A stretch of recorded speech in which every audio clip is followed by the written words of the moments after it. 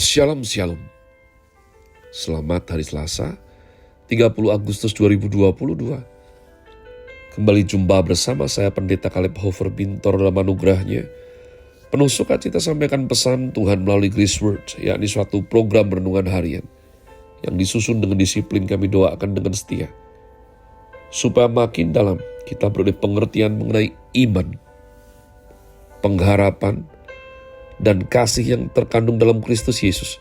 Sungguh besar kerinduan saya bagi saudara sekalian, agar supaya kasih dan kuasa firman Tuhan setiap hari tidak pernah berhenti menjamah hati, menggarap pola pikir, dan sungguh-sungguh hidup kita terbukti boleh berubah menuju Christ-likeness, keserupaan kepada Kristus Yesus Tuhan. Masih dalam season autumn dengan tema bulan ini Declaring King's Mandate. Grace Word hari ini saya berikan judul Kenikmatan Hidup bagian yang ke-6. Kenikmatan hidup bagian yang ke-6. Umat Tuhan, mari bergegas kita membuka ayat yang menjadi fondasi saya berbagi pesan Tuhan hari ini, yakni 2 Korintus 4 ayat yang ke-17. 2 Korintus 4 ayat 17.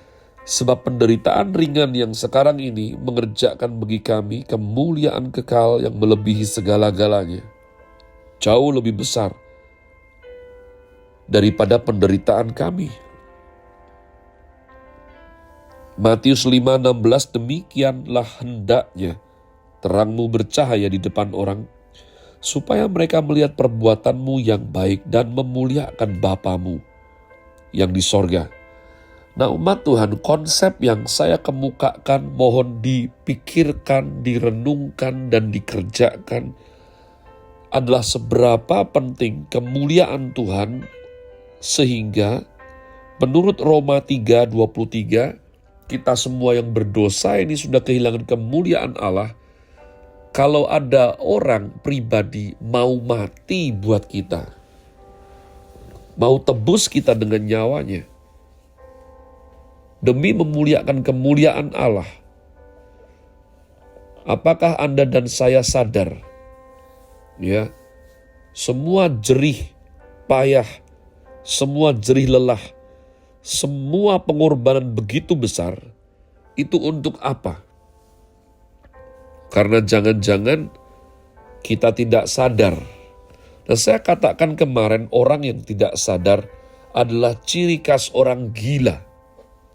Orang gila adalah orang yang kehilangan kesadaran akan pentingnya harkat serta martabatnya sebagai manusia.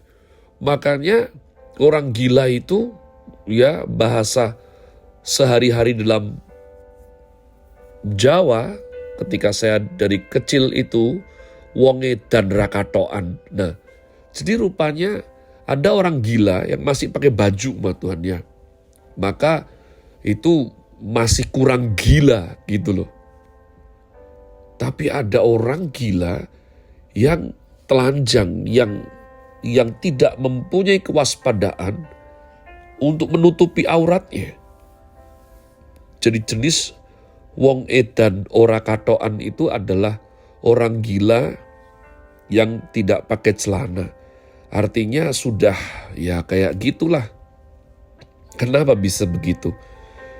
Mereka kesana kemari, tidak mempunyai wawasan menutupi daripada bagian dirinya yang tidak pantas untuk dilihat banyak orang, karena kehilangan kesadaran mengenai harkat martabat sebagai manusia. Nah umat Tuhan, anak Tuhan yang tidak mengerti, belum sadar seberapa penting kemuliaan Allah di dalam dirinya sebagai manusia, dia akan terus jatuh dalam dosa.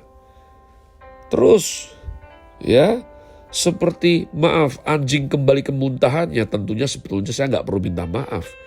Karena firman Tuhan berkata demikian, babi yang selalu kembali kepada kubangannya. Kenapa nggak punya wawasan? Rasul Paulus sampai berkata, penderitaan ringan yang sekarang ini, buat Paulus penderitaan itu apa? Penderitaan itu dicambuk 40 kurang 1 3 kali, mengalami begitu banyak karam kapal, dianiaya sampai mau mati, ditelanjangi, dipukuli, ditaruh di ujung kota, dan itu buat dia ringan. penderitaan ringan. Kadang umat Allah ketika mengkonselingi atau melihat Kristen modern, bagaimana mereka marah sama Tuhan karena belum dapat gadget baru, marah sama Tuhan karena belum dapat jodoh, marah sama Tuhan karena pengen kaya mendadak belum dikabulkan. Malu rasanya. Pergumulan yang dialami oleh orang Kristen mula-mula, dianiaya, dihajar secara fisik, memberitakan Injil dan mereka terus menyala-nyala mengabarkan Injil kerajaan. Doanya beda, disiplinnya beda, jiwa gagahnya beda. Nah umat Tuhan, jika kemuliaan Allah menjadi puncak prioritas dalam iman Kristen kita, maka tujuan ketaatan yang dedikatif dan radikal kepada Yesus Kristus Tuhan seharusnya lah menjadi fondasinya. Karena hanya dengan demikian, nggak ada cara lain, umat Tuhan. Hanya dengan demikian dapat memunculkan nilai keindahan serta kenikmatan dari seluruh keberadaan Allah bagi kita dalam Kristus. Jadi, kalau orang belum bisa menikmati, dipaksa melakukan doa dan seluruh disiplin pribadi, rohani dalam Tuhan, itu akan rasa sebagai penderitaan. Suruh taat menderita, persepuluhan menderita, ya, tepat waktu menderita, nilai-nilai kingdom menderita, disuruh mengampuni menderita. Jadi umat Allah, hanya ketika sudah bisa menikmati Tuhan, baru hal tersebut kita bisa menikmati dengan betul. Waktu doa, merenungkan firman Tuhan, kemenangan yang dirasakan sebab berhasil mengampuni, itu jadi suatu kenikmatan tersendiri. Nah ketika gereja Tuhan, anak Allah, murid Kristus berkomitmen meninggikan Tuhan dalam seluruh kehidupannya. Karena memang demikianlah Allah adanya. Inilah perkataan Raja Daud yang menjadi alasan bagi Allah untuk menuntun kita dalam kebenaran firman-Nya. Mazmur 23:3. Ia menuntun aku di jalan yang benar, oleh karena namanya. Oleh karena namamu, engkau menuntun dan membimbing aku. Mazmur 31 ayat yang keempat. Allah meninggikan kemuliaannya dengan menuntun dan membimbing kita di jalan ketaatan dan kebenaran. Firman-Nya, karena itu maka selayaknya lah kita menyelaraskan diri, hidup kita dalam kehendak-Nya.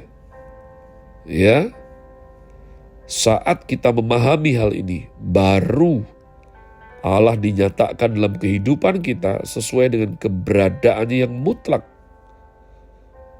Maka jiwa kita merasakan nikmat, memuaskan jiwa kita, sehingga kita tidak lagi memerlukan kenikmatan dosa yang fana, yang jasmaniah, dan selalu membawa kepada kebinasaan. Maka ini jawaban bagi umat Tuhan yang sulit sekali lepas dari dosa serta daya tariknya, karena belum menemukan kenikmatan sejati dalam Kristus umat Allah. Ya, seperti tadi dikatakan, anjing selalu kembali kepada muntahannya. Babi pada kubangan, lalat pada sampah, ya. Maka dari itu sangat-sangat penting memastikan lahir baru kita dan mengenali seberapa jauh sudah pengenalan kita akan Tuhan. Nah, seiring kecerdasan rohani, seiring taraf hidup seseorang bertambah, maka apresiasi serta seleranya terhadap kualitas juga mengalami peningkatan. Ya, entah sejak kapan dulu bagi saya dan anak-anak saya itu, ya, yang nomor satu itu pokok, enak, itu artinya asin, gurih, pedas, murah, banyak. Itu yang penting. Jadi kenapa demikian? Yang karena keadaan waktu itu sebisanya seperti itu. Beli yang berkualitas, ya kok rasanya belum sanggup, makin ke belakang bisa rasa. Bedanya kopi saset dengan kopi yang betul-betul kopi, ya. Seni minum teh.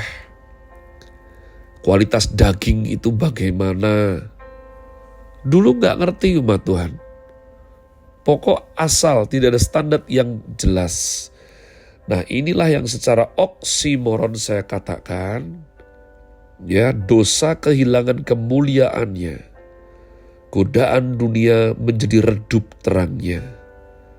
Ketika kita terseret dalam lumuran madu firman-Nya dan terjebak dalam nikmatnya berkubang dalam kehendak Allah. Nah, ini saya tukar, ya, biasanya yang dipakai berkubang di lumpur dosa, terjerat, ya, nafsu kedagingan. Enggak, umat Tuhan, sama. Dan hal-hal tersebut dimungkinkan untuk terjadi hanya ketika kita menemukan kenikmatan sejati dalam Kristus. Kita jatuh cinta kepada Tuhan dan firman-Nya.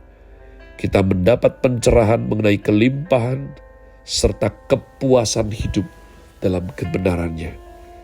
Jadi berkorban bagi nama Tuhan itu entah sejak kapan kita bisa enjoy. Suatu hidup yang tidak berpusat pada diri sendiri. Ya, kita betul-betul berjuang, betul-betul tidak enggan mengalami penderitaan demi menegakkan kerajaan Tuhan. Dan at the end of the day, kadang seringkali posisi tidak bagus, seringkali capek dan masih banyak hal belum beres, masih ada rasa tidak enak di hati. But at the end of the day, jiwa kita tahu untuk apa semuanya itu, untuk siapa semuanya itu. Baru kita bisa ngerti omongan Rasul Paulus. Aduh, penderitaan yang ringan ini tidak sebanding dengan kemuliaan Allah yang akan dinyatakan melalui hidup kita. Have a nice day. Tuhan Yesus memberkati saudara sekalian. Sola Gratia.